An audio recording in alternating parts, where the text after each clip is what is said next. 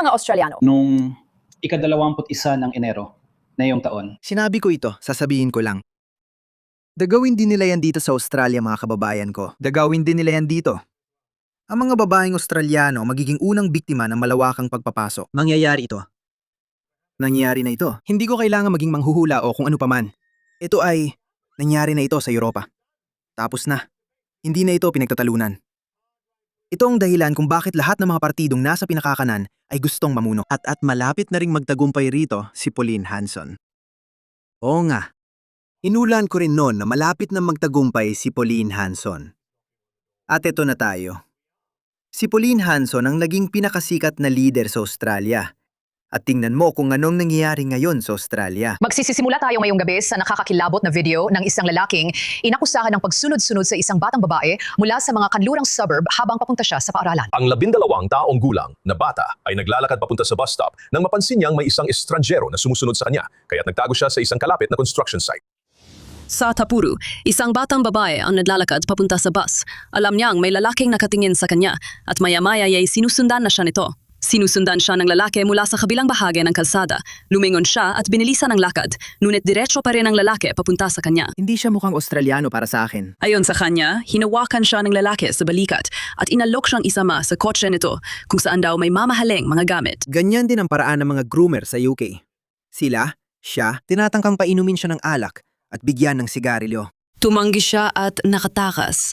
Nakakadiri ang ugaling yan. Grabe naman yun. Nakakatakot siya. Mukhang talagang nakakatakot para sa akin. Yung paraan ng pagsunod-sunod niya sa kanya, parang sinusundan-sundan talaga niya siya. Ibinigay ni Michelle ang video na ito sa pag-asang matutulungan nito ang mga pulis na mahuli siya. Oo, sana na.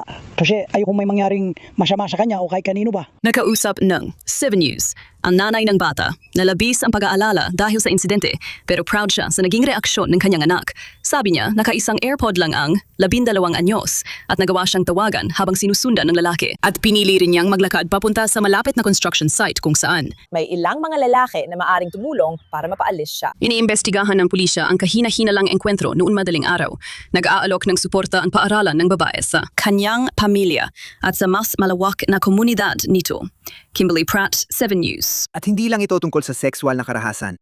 Karahasan ito. Period. Ibinahagi ng alkalde ng Maribyrnong ang kanyang takot matapos siyang bantaan ng isang lalaki gamit ang kutsilyo sa gitna ng isang mall sa Footscray. Ito ang pinakabagong pag-atake sa sunod-sunod na karahasan sa mga kanlurang suburb kung saan nananawagan ng mga lokal na lider ng mas maraming pulis na magrunda. May karagdagang ulat si Isabel Quinlan. Nakadin sa pader, nakahanda ang mga taser. Yakyat mo siya doon! Sinugod ng pulis ang isang lalaki na kilalang-kilala ng mga taga-Footscray. Pero ngayon, may dala siyang kutsilyong pangaso. Una niyang hinarap ang media, tapos tinakot ang alkalde ng Maribyrnong at mga kawani ng konseho habang papunta sila sa isang pagpupulong kasama ang bagong ministro ng pulisya. Sinubukan naming pakalmahin ang sitwasyon hanggat maaari hanggang dumating ang mga pulis, pero talagang nakakatakot ang nangyari. Ilang oras lang matapos siyang arestuhin, bumalik na naman ang lalaki sa Nicholson Street. Maaari kong kumpirmahin na siya rin ang taong sangkot sa insidente na nangyari ilang araw na ang nakalipas sa Footscray kung saan inatake ang negosyante. Ang negosyanteng iyon ay si Richard Lee. Tinapunan siya ng upuan sa ulo habang sinusubukan niyang awatin ang away ng dalawang lalaki. Ilalapag ko na, at malinaw na ako naman ang inatik niya. Oo, inihagis niya yon sa akin at hinarang ko gamit ang kamay ko sa kasinunggaban. Sabi ng mga lokal, ang mga antisosyal na gawain ay araw-araw na nangyayari. Ang lalaking ito ay inaresto dahil sa isang armadong pagnanakaw noong Mayo. Ilayo mo ang passing camera sa kanya! Ibig sabihin noon, ako! I-record mo siya! 5 alkalde mula sa kanlurang mga suburb ang nagsani-puwersa upang manawagan ng mas maraming pulis na magbantay sa kalsada. Mas mabuti ang pag-iwas kaysa harapin ang isang sakuna na meron tayo ngayon. Talaga? Mas mabuti ang pag-iwas. Bakit hindi mo pigilan sa umpisa pa lang sa pamamagitan ng hindi pagpapapasok ng mga taong walang pagkakatulad sa mas malawak na lipunang Australiano? Meron na tayo ngayon. Pakiramdam ko, nasa ayos na ang mga kailangan natin para magawa natin ang dapat nating gawin. Habang nakita natin ang malaking presensya ng pulisya dito ngayon, marami sa komunidad ang nagsasabi na hindi sapat ang pagpapatupad lang at nananawagan sila ng mas malaking pondo para sa mga programang rehabilitasyon. Oo, tama. Irehabilitate sila, mga issue sa mental health, at patuloy na dalhin sila dito. Mas marami pa sa kanila. At hayaan mong sabihin ko sa'yo, ang iba pang mga kultural na komunidad sa Australia ay lalaban din kasi tingnan mo ito. Tingnan mo ang nangyari kamakailan lang sa Australia. Tingnan mo ang mabuting Samaritano na ito, Van Viet Trong. Namatay siya dahil sa mga tinamong sugat matapos umanong bugbugin ng grupo ng mga kabataan. Isa siyang mabuting Samaritano.